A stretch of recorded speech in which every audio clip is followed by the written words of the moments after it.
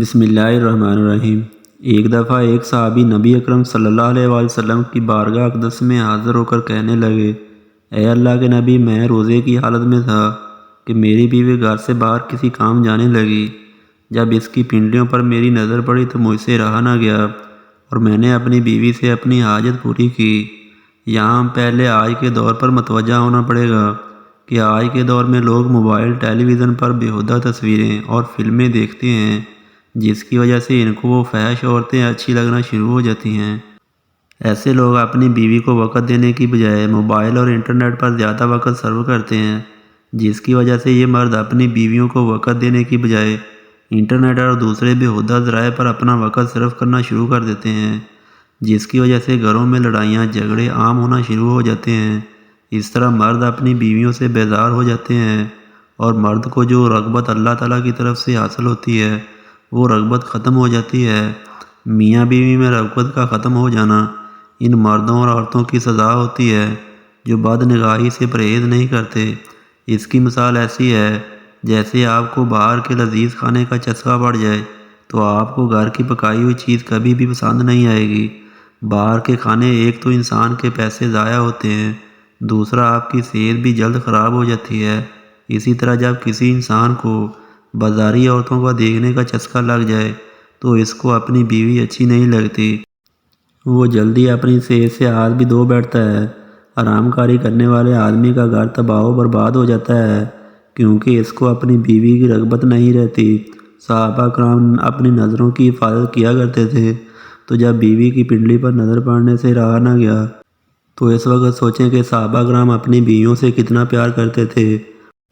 آج کل کے دور میں اتنی رغبت رکھنے والا کوئی نہیں ہمیں چاہیے۔ ہم اپنے گھروں کو پاکیزہ بنائیں، اور عورتوں کے لیے یہ مشورہ ہے کہ اگر ان کے خاوند سے کوئی بیہودہ حرکت بھی ہو جائے تو اللہ کے واسطے روز قیامت تک اپنی اولاد کو اس پر عمل نہ کرنے دیں۔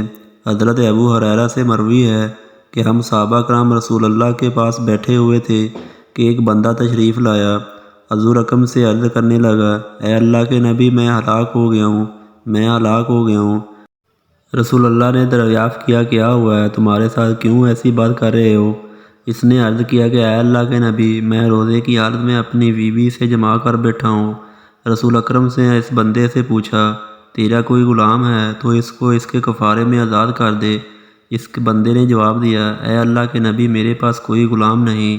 رسول اللہ نے فرمایا کہ تو مسلسل 2 مہینے روزے رکھ سکتا ہے۔ اس بندے نے جواب دیا، نبی اکرم، میرے سے 2 مہینے روزے نہیں رکھے جائیں گے۔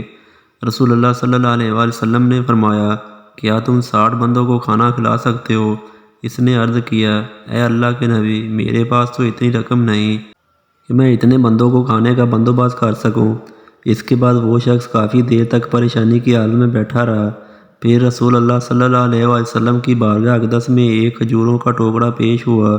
رسول اللہ نے دریافت کیا کہ وہ سائل کہاں گیا ہے؟ اس بندے نے جواب دیا، جی حضور، میں حاضر ہوں۔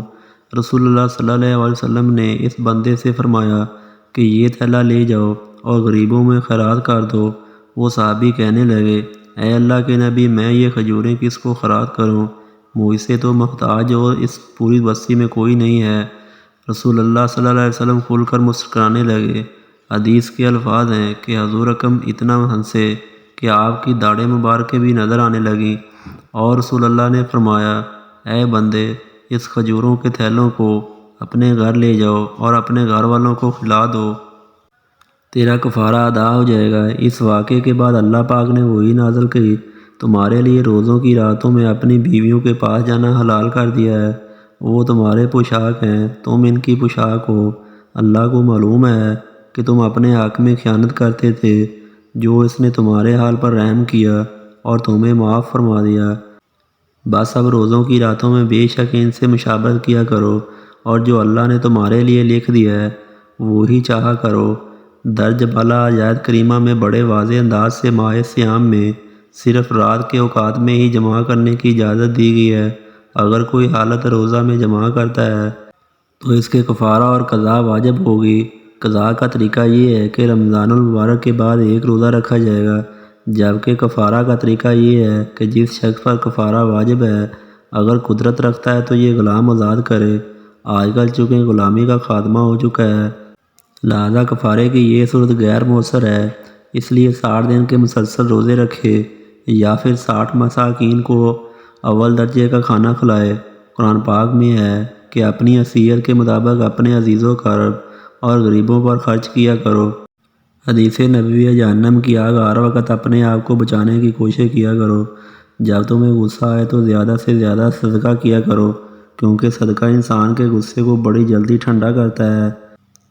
جب انسان کے سے کوئی غلطی ہو جائے تو اسے چاہیے کہ فوراً سچے دل سے اللہ سے معافی مانگ لے، کیونکہ جب اللہ تم سے ناراض ہوتا ہے تو توبہ کے علاوہ تمہارے پاس اور کوئی راستہ نہیں ہوتا۔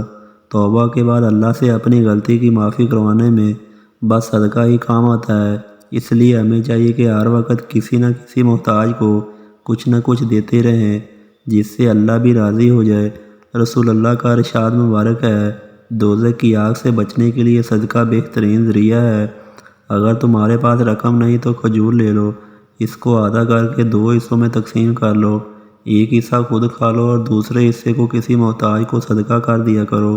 اس کھجور کے آدھا حصہ صدقہ کرنے سے اللہ تعالیٰ جہنم کی آگ تم پر حرام کر دے گا۔